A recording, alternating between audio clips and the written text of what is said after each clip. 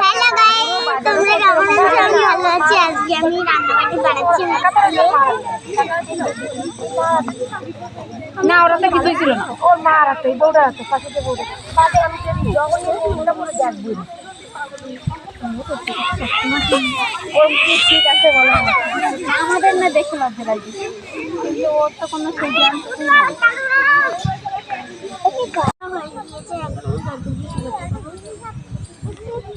একটু কষ্ট করে একটু ভালো করে চলে গেল তাই রে ওরা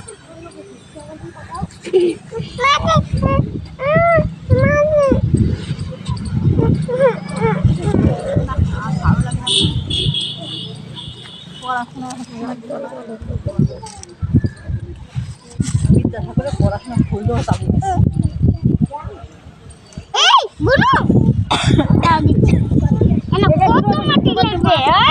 তোমার কত মাটি লাগবে? এই যে